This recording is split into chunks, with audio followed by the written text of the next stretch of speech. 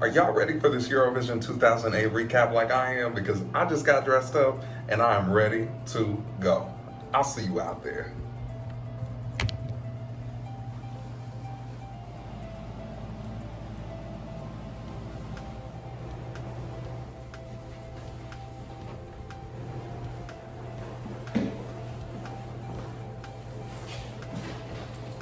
Hello everybody, it's Jordan Davis again. Thank you for clicking on this video and welcome back to my channel. Tonight we have made it. We have made it to our big Eurovision 2008 recap video. I'm so excited for this, y'all. I love doing these videos. It gives me a reason to dress up. I make it kind of a whole deal out of it. I have a nice dinner, have some wine. You know, I have my wine on deck. I have some wine and I have my notes and I just talk to y'all about my thoughts on the year that we have been reacting to for the past few weeks. And this year that we've been reacting to is Eurovision 2008. And I'm super excited to talk to y'all about this year. Before I get into anything else, I just want to say thank you so much for watching this video, but more, thank you so much for coming with me on this reaction journey, for reacting to these entries with me, either for the first time, like me for a lot of the entries, or just re-reacting to them if you've been a fan of Eurovision for much longer than I have. I have really loved this experience so far, you know, especially being stuck in the house for 3 months. I'm like, it's given me something to look forward to each day, and I really cherish all of the relationships I built with people, even just in the comment section below, because there are people who comment on nearly every video and I love y'all for doing that. And there are people that comment on just 1 or 2 videos and I love y'all for that too, because I really just love being able to engage with people, with my friends about Eurovision, my online friends about Eurovision, even if Eurovision, what would have been Eurovision 2020 just ended. So that this way we have something to kind of hold us over until we get to Eurovision 2021. Like, it's not too long from now, because I'm ready for 2021 rumors to start flying and countries to start confirming, and I'm ready for all of that. So hopefully that will happen soon, but thank you in the meantime for coming on this reaction journey with me. I don't plan to stop, I plan to keep reacting. We're about to get into 2009 next year, and then I'm just gonna keep going. I might as well, what the hell else am I gonna do?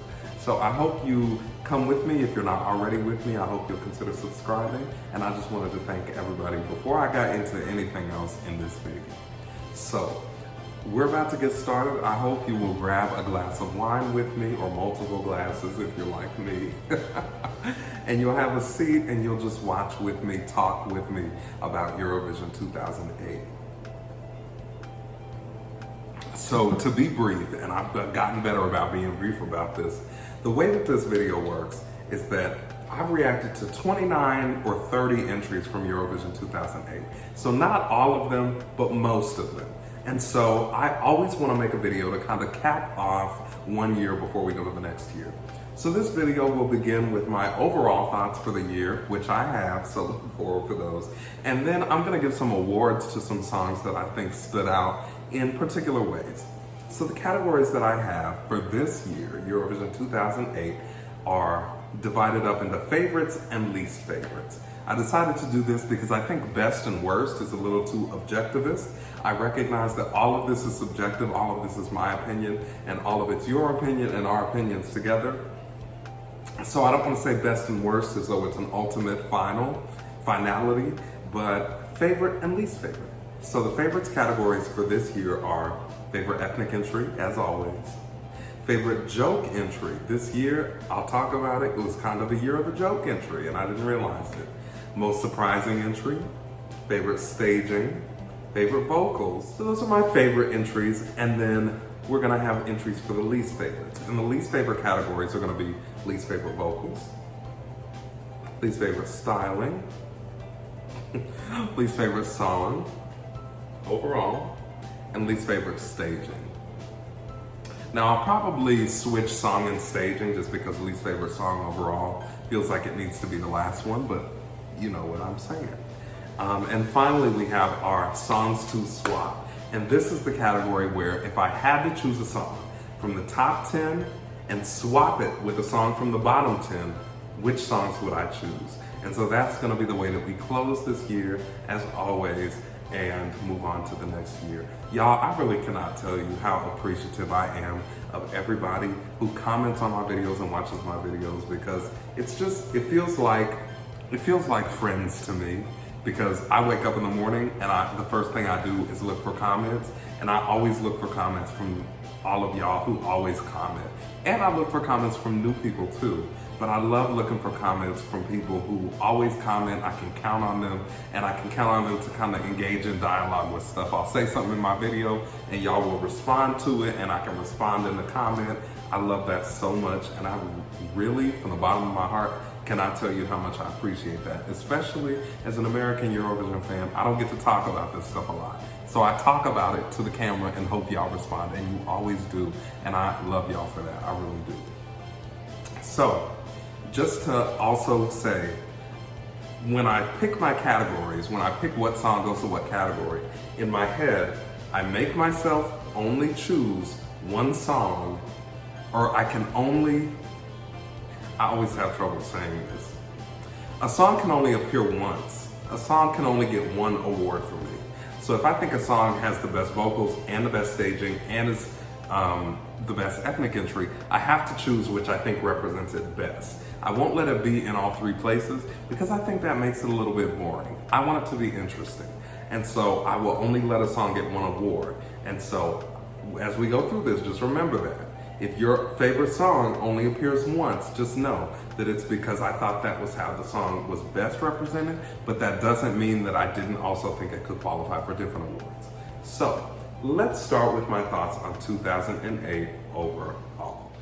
Overall, I thought Eurovision 2008 was actually quite a strong year. So it's funny, actually, as we go from 2006 to 2007 to 2008, I can kind of feel the momentum building in terms of connections to more recent years. Like, I can see those connections starting to form. For example, 2008, we had multiple like bop entries that I can see are direct, maybe not direct, but rather direct ancestors of the bop entries that we get even today, 12 years later. Thinking about Secret Combination, thinking about Kele Kele, and even thinking about like Shady Lady. We are getting these bop entries that directly influenced a lot of the entries that we hold in such high regard today in Eurovision. And so that's kind of cool to see this developing as we started with 2006, went through 2007, are at 2008, and about to go to 2009 and get into the last decade of Eurovision.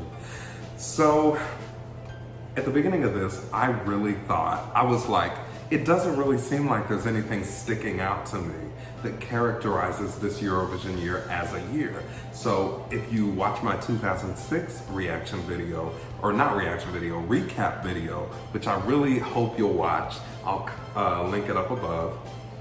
If you watch that video, you know that I felt 2006 was kind of characterized by pop entries.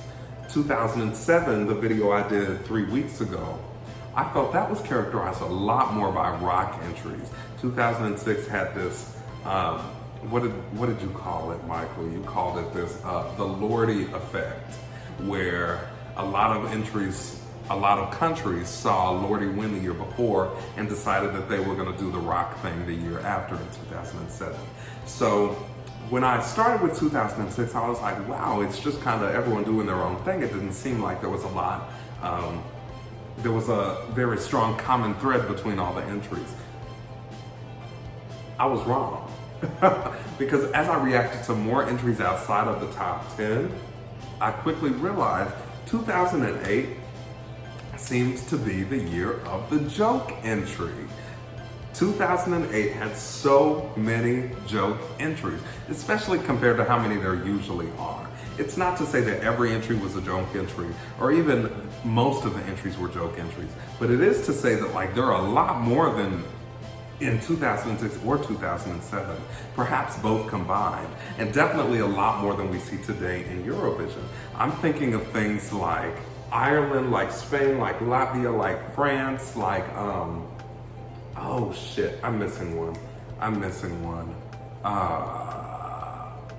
I'll think of it later. But, oh, like Belgium, like there are so many like joke entries at Eurovision 2008. And so I kind of, in thinking about this video and thinking about recapitulating my thoughts on 2008, I was starting to see some interesting developments in these joke entries. So a lot of times I think we chalk joke entries up, in the Eurovision fandom I should say, we chalk joke entries up to like countries who are either tired of Eurovision or angry at the Eurovision community for something, send a joke entry that's like snarky. But if we look at the joke entries from 2008, that's definitely not the case, not totally the case. We've seen a diversity of joke entries from Eurovision 2008. So we see the snarky entry. The snarky entry for me in 2008 was Ireland. The snarkiest of snarky joke entries, right? But then we see this other category of joke entries where a country just commits to something that's totally out of the box and just goes with it. And it's not always like a commentary on Eurovision directly, but it's just like, we're gonna do something crazy out of the box this year and we're gonna commit to it 100%, and that's gonna be that. I'm thinking like Spain, I'm thinking like Latvia, with Wolves of the Sea, I'm thinking like France with Divine, like these entries that just commit to a theme and do it. And it's not necessarily a direct commentary on Eurovision, but it has that joke tone to it. And then we have like Belgium with Oh Ulysses, which was just kind of this made up language joke entry. It didn't necessarily seem like an attack on Eurovision at all, but it was just this made up language entry that, I don't know. Look for it later. I'm gonna say that. But so I really appreciated that even among the joke entries, we got to see the multiplicity of realizations of the joke entry. It's not just one kind of joke entry that a country can send. Countries can send joke entries, but still be complex about it and still send multiple kinds of joke entries, doing multiple different things, musically speaking, and also communicatively speaking. They can communicate multiple different things. So I really appreciated that from Eurovision 2008. And that's the reason I decided to swap out my favorite rock entry from 2007 for favorite joke entry, because I think that was a more pervasive category for this year. So without any further ado, let's go ahead and get into my awards for Eurovision 2008. So my first category for Eurovision 2008 is my favorite ethnic entry. And so this category is always the hardest for me to decide on. So I bet y'all can guess that it's a tie. It's a tie.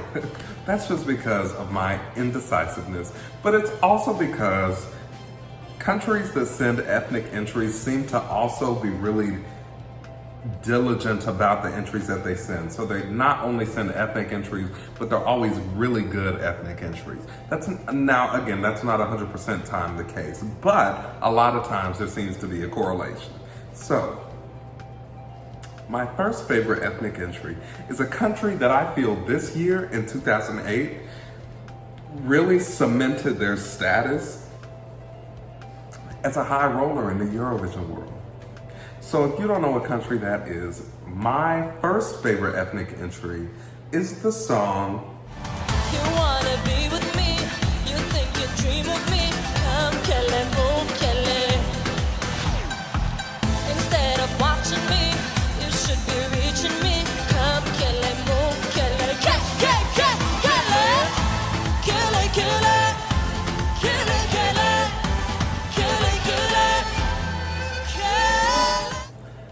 Kelly Kelly by the country of Armenia. So this really just, like I said, cemented Armenia's place as a hot country in Eurovision, as a high roller in Eurovision, as a hard hitter in Eurovision. I reacted to Armenia 2006, Armenia 2007, and I think those were great entries in and of themselves. But this is the entry where I can kind of see the connection starting to build with the Armenian legacy in Eurovision. All of the recent year entries talking about Iveta, talking about Artsvik, all of the recent Armenian entries that people know and love so much, this is where I kind of see that starting to form. Kele Kele was this like Armenian cultural bop. This is like bop of the year to me. I don't have a category for bop, but this was really close to Greece for bop of the year for me. And you could tell how this bop influenced more of the recent bops, talking about like Fuego that we hear today, talking about like Tamta, Replay that we hear today. This was so much fun to watch and to listen to. I actually loved her huskier voice. She had a huskier tone of voice than I was expecting. And I know that that might have been surprising to some people, whatever, but the huskier tone of Sido Cho's voice actually made me like the song even more because it differentiated it from the studio track in a way that I really found pleasing to myself. The choreography was great.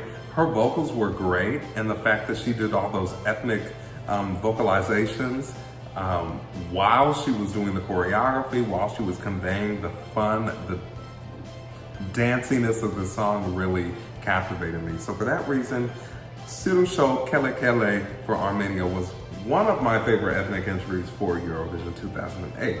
Now, what was my second favorite ethnic entry? So, my second favorite ethnic entry was tied with the first song because it was so different. And that's usually the case. It's usually one is one type of entry, the other is another type, so I can justify it being a tie, right? If you've watched my other two videos, you know what I'm talking about. I do this all the time. So, my second favorite ethnic entry is an entry that was more of a ballad type entry, more of this crooning, but at the same time it had this happy tone, especially in the chorus, this hopeful tone, especially in the chorus type entry. It was also a Middle Eastern entry. Not to say Armenia was Middle Eastern. I've been thinking about this. Armenia is kind of Middle Eastern adjacent. One of my friends, one of my commenters said Armenia feeds from this like Near Eastern culture. So Near Eastern, Middle Eastern, they definitely influence each other. But this is definitely a Middle Eastern influenced song. And the song that I'm referring to for my second favorite ethnic entry is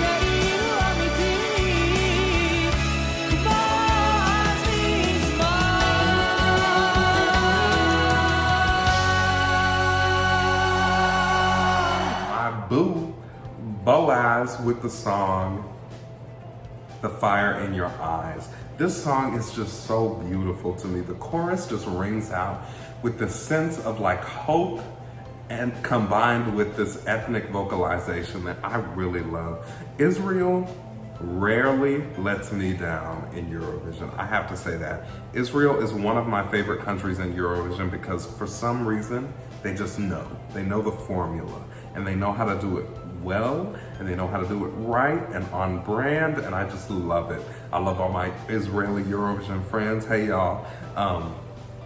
I love my Armenian Eurovision friends too. I love all of my Eurovision friends no matter what country you're from, but I'm just talking about Israel right now. But Israel is just a country that knows how to do Eurovision classily, with class, with tastefulness, and I love it. I love The Fire in Your Eyes so much. And in fact, the two of these artists, in addition to Serbia's artists, Serbian friends, look out, you're coming up sometime. Not telling you when, but you're coming up. Did a song together called Time to Pray, and one of y'all let me know about this song, and I love that song so much because it's so beautiful and it combines all of the elements of these songs that I love so much. So for that reason, The Fire in Your Eyes by Boaz is my chosen second favorite, not second favorite rank order, it's just, my second favorite. It's tied for the first ethnic entry for Eurovision 2008. So, as I mentioned, I think Eurovision 2008 ended up being the year of the joke entry. There were so many joke entries, they were so diverse. There was such a multiplicity of forms and functions for these joke entries that I really appreciated. So, what was my favorite joke entry? Because that's my second category for Eurovision 2008. So, my favorite joke entry was an entry you might not think was my favorite. Because if you watch my reaction videos, you might think my favorite was Spain with Baila el Chiqui Chiqui. And Spain was a close second. I have to come in Spain because that's a song I listen to despite the fact that it's a joke entry. I do listen to that song because I love some reggaeton and I love the elements that they decided to incorporate musically. And also watching the video, it was funny as hell. It was so funny. So I loved listening to that and I love thinking about the video. But my favorite joke entry was not Spain. My favorite joke entry was a song that ended up actually in the bottom 10. So if you don't know what the song is, my favorite joke entry for Eurovision 2008 is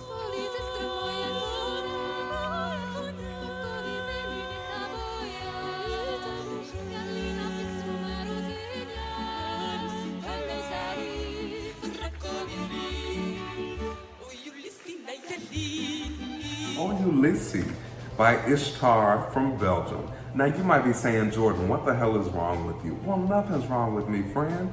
It's just that this entry brought out something in me, brought out this intrigue in me that I really didn't know that I had for joke entries. Like this, I've heard this was a joke entry and it's a made-up language song, which I really usually don't gravitate towards. But for some reason, this made-up language kind of captivated me. I mentioned in my reaction video that I originally thought this was like Latin, and clearly it's not. But the fact that it seems like it could be interested me. And the fact that the way that they arranged the song kind of reflects more classical musical values. The harmonies, the arrangements between notes, the relationships between notes that are definitely atypical of pop music really drew me in. I'm a choir singer. I've sung in choirs for the past 15 years. I love choir so much. And when I talk about choir, I mean like classical choir. We can talk about that in another video if you want. But because of that, this song really made me interested. It made me want to listen. And I, in fact, keep listening to the song. Even though it's a made-up language song, I listen to it every time that it comes up on my telephone when I'm listening to music because I just something about it I just really enjoy. It seems pure, it seems fun, and it lets me just enjoy the musical elements because it's a made-up language song. So for that reason, Oh Ulysses by Ishtar is actually my favorite joke entry from Eurovision 2008. So what about my third category, which is most surprising entry? Well, my most surprising entry is probably going to be a surprise to you. Because usually my most surprising entries, like from 2006 and 2007, are surprising because of the visuals. They're surprising because of the staging and what people did with the staging and the dancing and the choreography. Choreography and dancing are the same things. I don't know why I listed those twice. Just forgive me. I've had some wine. But my most surprising entry this year was actually most surprising because of a different reason. So, my most surprising entry for this year is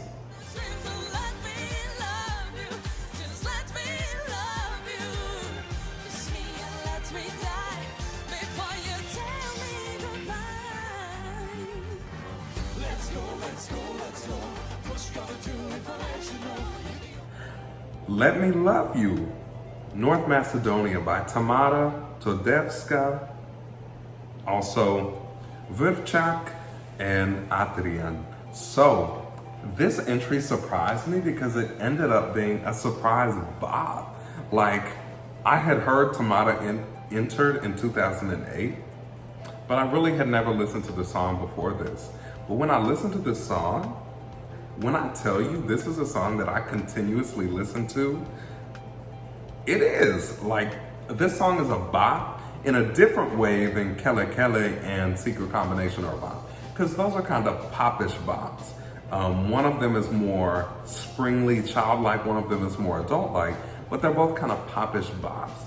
But this is a bop that includes some kind of hip-hop-ish elements that I really appreciate. And I wasn't expecting that from North Macedonia. Now listen, believe you me, I love North Macedonian entries, but I wasn't expecting this kind of hip-hop jam from North Macedonia, or the country currently known as North Macedonia. So, for this reason, Eurovision 2008, North Macedonia was actually my most surprising entry, because I was just not expecting such a thing from them, and I so appreciated it that I continue to listen to that song frequently to this day. And Tamara's vocals are always fantastic, but I loved the addition of Vurchak and Adrian. One of them was really handsome. I can't remember which one it was, but if you watch my video, you'll know which one it was because I point them out. But I appreciated the contrast between her and then them kind of shifting from the front to the back, the foreground to the background. So that was my favorite, my most surprising entry from Eurovision 2008. What about staging? So, staging is always an interesting dilemma because it's not only the staging in and of itself, but it's how the staging articulates with the song, it's how the staging conveys with the message of the song, and it's also a lot of personal taste. But my favorite staging went to a song that I felt the song was fantastic, but the staging elevated the song even more. So, my favorite staging for Eurovision 2008 was Secret combination, it's a mystery for you. Use your imagination, I'm not easy, but I'm true. My secret combination, boy, you have to try it hard. To win a destination in the center of my heart. Secret Combination by Kalomira, representing Greece. So the staging with all of the colors, the purples, the greens, and kind of the cityscape in the background, it just made the song into more of a youthful party anthem than even the song by itself. And that's why I really love this staging. I love the whole pop-up book thing, and it was like a heart with shrubbery. And then she continued. I really loved the staging for this entry, and it really elevated the song. Again, the song was incredible unto itself, but that plus the staging, which made it just this like party anthem for youthful, sprightly people, really just stood out to me. And for that reason, I picked Greece, Kalomira, Secret Combination, as my spot for favorite staging from Eurovision 2008. This is, I feel like, the biggest category for me. It's like, this is the one that I really commend the artist and the artists themselves.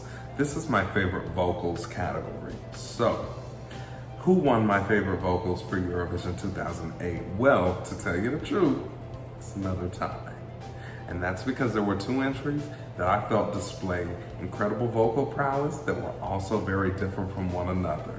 So, one of my favorite vocal entries from Eurovision 2008 was Milo moje, koli usnete, sne ne budi, ne zaboravi. Ime moje, kada krene da te ljubi, glas je moje, ne spavaj. Serbia with the song Oro, and I think Jelena was incredible. Incredible, impeccable, incredible, impeccable. Her vocals were something from out of this world. Her vocals matched the color of the song perfectly with this kind of mystic, ethnic, but also just grand. I know there was a gong at some point in the song, this grand gesture of music. But her ability to navigate vocal runs so effortlessly, almost to the point where you don't always notice. She would hit runs, but it would be so delicate, or it would be so intricate, rather, that you might not notice them. They would just kind of add some flavor to the song, to the musical line, that I had to recognize Yelena's role as one of my favorite vocals for Eurovision 2008. Now, who was my second pick for favorite vocal for Eurovision 2008? Well, that's a good question. So, my second favorite vocal was a song that you may or may not immediately recognize as a vocally taxing song. My second favorite vocal was... Say, lady, I'm gonna strike like thunder. I am ready. I wanna make you wonder, rolling steady. I'm gonna make you shiver. My heart is burning. Shady, lady, I'm gonna strike like thunder. Shady Lady by Ani Lorak from the Ukraine. Maybe not the Ukraine. I think it's just Ukraine these days. From Ukraine. I'm sorry about that, Ukrainian friends. Shady Lady is surprisingly difficult because it's not only singing the song, but it's singing the song while dancing, while moving around, while engaging with the backup dancers, while performing. She looked fantastic, but she also hit these notes and held them for quite a long time. When she said, "My heart is burning," but you know, in her octave, it was fantastic each and every time. She never hit a bum note. Ani Lorak's vocals are some of the best vocals to come out of Eurovision. And so I think she had to be recognized. And this was so different from Serbia's entry that I felt justified in making it a tie because the entries were not similar. So I felt like I could do this. So those are my two favorite vocals for Eurovision 2008. All right, so we went through all the favorites, but unfortunately we always have our least favorites. So just to let you know, these entries are not always entries I dislike as a whole. It's just oftentimes there was something that I felt was not right with them. So just don't assume that because it's the least favorite, I dislike it. Usually there was just something that I disliked. So, starting with my first least favorite category, which was least favorite vocals. My least favorite vocals from Eurovision 2008 was...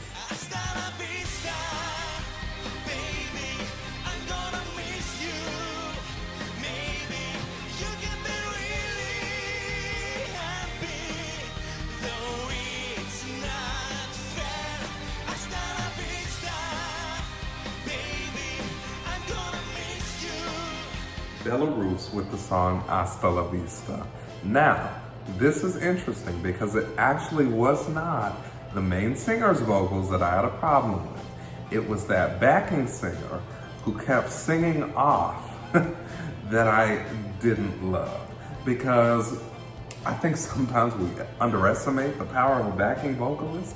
But if a backing vocalist does not sound like they're singing the right note, it can throw off the entire performance, even if the main vocalist is fantastic, or even if they're good, or even if they're great. So, for that reason, I had to pick Belarus because there was one backing vocalist, and I hope it came across in the clip that I picked, that was just like off. They were just like sharp the whole time. And so I was not able to fully enjoy the vocal performance and the song itself, you know, not considering the vocals, just because of that fact that the backing vocalist was off, and it kind of threw the rest of the performance off for me. So, moving on to my second least favorites category. So my second least favorites category is least favorite styling. Now, my least favorite styling, and I want y'all to understand that again, just because it's in my least favorite category does not mean that I disliked it, okay? Sorry, I had to do something real quick. Just because it was in my least favorite category does not mean I disliked it, but I did not like the styling. So my least favorite styling from Eurovision 2008 was... Spadł na niskie kraty bez lubawi, lubawi, lubawi, bez lubawi. Bosnia and Herzegovina with the song Pokušaj. Now, let me explain myself before y'all get mad at me. My Bosnian and Herzegovinian friends, before y'all get mad at me, there's a reason for this. I usually love your entries. But the reason that I was not able to jive with the styling for this was that because I really, really, really love the studio cut of this. Like the cut that is on the album, I love. And I loved it before reacting to the live performance. So I came in expecting something great, something that felt like indie, something that felt folky, I don't know. I came in expecting something great. And I think the song is still great, but the styling, something about it just did not jive for me. It seemed like it wanted to be like a jokish entry, but the song didn't seem like a joke song. So I was confused more than anything. And because it was a song that I loved so much, I wanted it to be so much more. I wanted it to be this kind of warm feeling, song, excuse me, I yawned a little bit. Just this warm feeling song that like you can drive down the road on, listening to like I do multiple times. In the evening or the sun setting, like something like that. And the styling just made it seem like it was kind of something crazy. And it may have been, the song may have been something crazy lyrically. I don't know lyrically, but the feeling I got from the song was so much more than that. And so I wish the styling would have reflected that. And for that reason, Bosnia and Herzegovina sadly had to be my least favorite styling for Eurovision 2008. So, my second to last category in the least favorites is my least favorite staging. So, what was my least favorite staging at Eurovision 2008? Well, it was rather difficult to pick this until I remembered which one I wanted this to be. And then it wasn't difficult, because then I was like, oh yeah, it makes sense. So my least favorite staging from Eurovision 2008 was my friend's Sorry.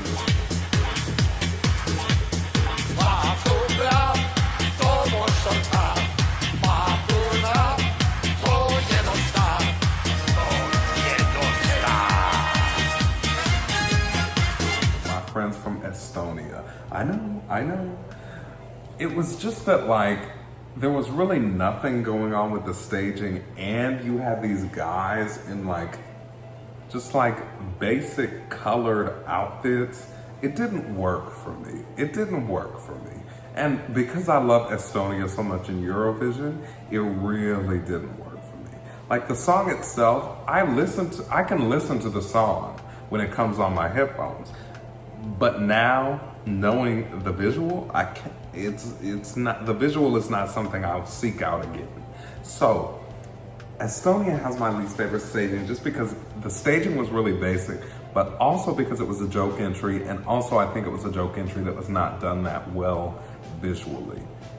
So for that reason, Estonia, I love y'all, but I have to say you have my least favorite staging of the year. I'm sorry, y'all. I know you're gonna make up for it in next year's, so it's gonna pass. And so finally we get to my bottom least favorite category. So my last least favorite category, my least favorite, so to speak, is my least favorite song overall. So my least favorite song overall this year was a song that did not take Eurovision seriously, but it also did not take Eurovision seriously in a way that I felt was kind of rude and kind of like not well done, and there was really nothing like redeeming about it. So the song that was my least favorite overall from the ones that I reacted to from Eurovision 2008 was Drag acts and bad acts and Terry Wogan's wig. It was mad acts and sad acts. It was Johnny Logan's gig. Shake your feathers and bump your feet. Stick to the wet. Ireland with the song Irlande douce point. Because this song just felt like it was taking a cheap shot at Eurovision. And yes, it was entertaining the first time I watched it. Yes, I found some fun in trying to understand what the f was going on. But listening to it back, actually it's not a song that I would listen to back. So that is kind of why it's my least favorite song overall, because this is kind of that one song from every Eurovision year that I have that I would not listen to, that I would skip. So, as Alicia Michelle says, it's a skip for me. So, this song really just didn't do anything for me. It felt a little bit too aggressively snarky for me. I'm like, y'all, don't be mean to Eurovision. We love Eurovision. So I just really didn't love it. I didn't love the puppet thing. I didn't love like the lyrics. I didn't love the staging. Really, I didn't love it. Just in general. So for that reason, Ireland has to be my least favorite song overall. But Ireland, it's okay. I know you will come back. Y'all, you want to know a fun fact? I'm Irish. Like my ancestors are Irish. They're Irish and they're German and they're Russian. It's the truth.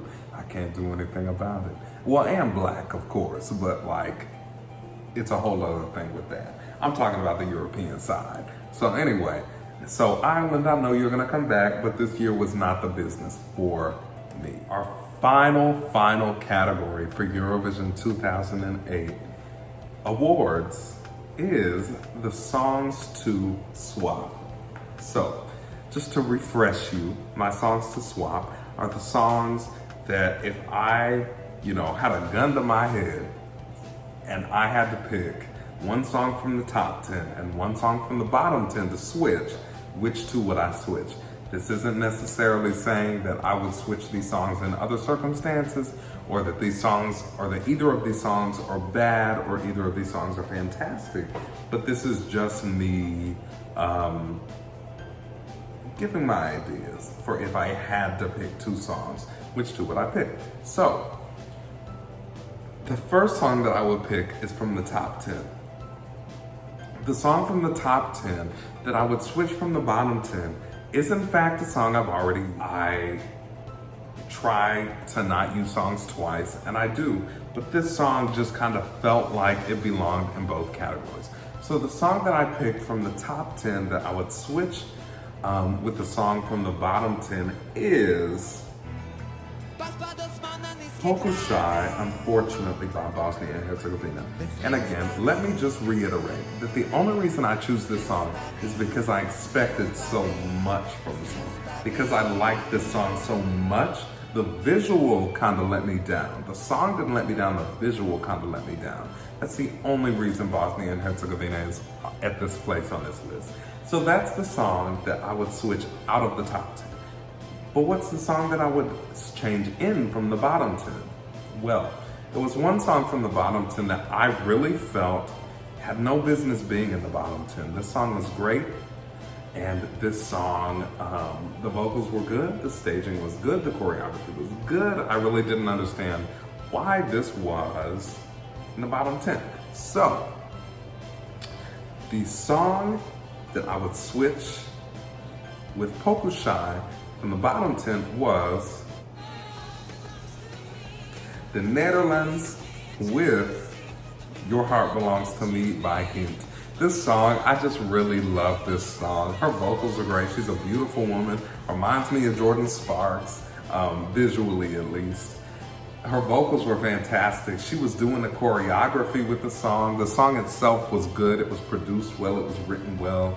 And I really don't understand why this song came so low. So for that reason, I had to switch these two songs if I were forced to choose two songs to switch. Again, that's not saying I necessarily would switch these two songs if it was my choice, but if I had to switch these two songs, these were the two that I would switch. I want to hear more music from Hint because her vocals really impressed me, and I want to hear more music from her. So congratulations, Netherlands, for that.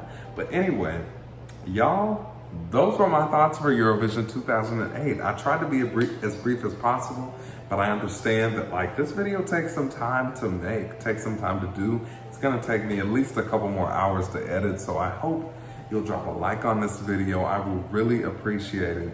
But I love kind of wrapping this up with y'all. It always seems like a breath that I can take.